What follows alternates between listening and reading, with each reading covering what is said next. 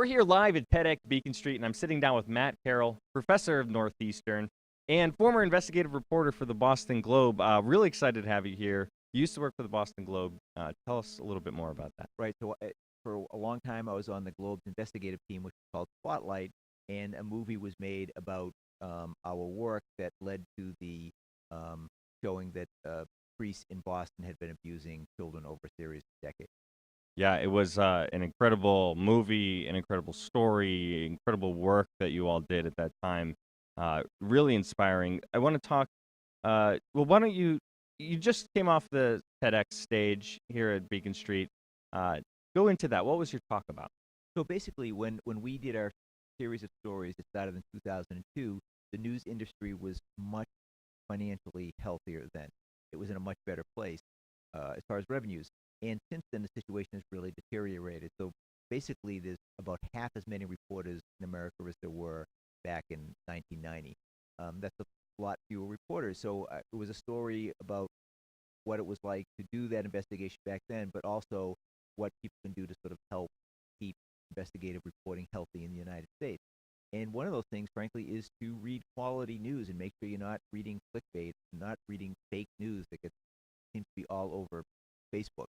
And maybe one other thing is to pay a digital subscription, which I hate to make it sound like an ad, but basically for the price of a extra large cup of coffee, you can get a digital news subscription, which will help support a local news organization. It won't keep you caffeinated, but it will keep you informed. Yeah, and I really don't think that's too much to ask for the public. In fact, we're doing it. If you think about the way we consume just media in general, such as I'm a big comedy fan, right? Right. I can watch someone's YouTube channel and they make funny YouTube videos, but for $10 a month, I get some of the best comedy on Netflix. Right. And I think there's a real parallel there, and I hope that people would really get on board with that model of willing to pay a little bit of a subscription fee, but really start getting quality information. I hope so. I mean, there's definitely signs of progress. The Boston Globe does pretty well at it, from what I understand. It's the best, has the highest number of digital subscribers in the country for a regional newspaper. The New York Times has like 1.3 million subscribers. So I think there's been some progress there, but there needs to be a lot more progress made. Yeah. And so, what else do you see? Is there anything you're doing at Northeastern? Kind of where do you hope to see, or think the future is in this area? So we're going to be doing, my job is half teaching and half running events.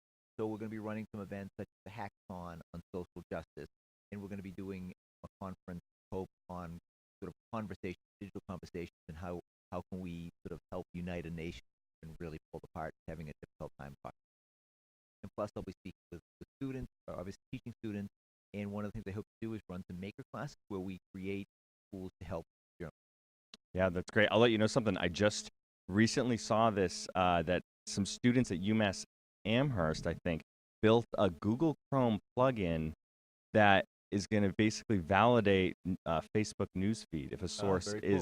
is credible or Very not. cool. It's in the early stages, but Very I neat. saw that. I was like, where was that before November? Yeah. All right. Well, Matt, thanks so much. If people are interested in following your work and all of this, is there some place that they can go? Yeah, I have a newsletter called Free to Read. It's at freetoread.co. If people sign up for it there, and that'd be great. All right. Thanks so much. All right, thank you. Matt Carrol. You can check out his whole talk at tedxbeaconstreet.com.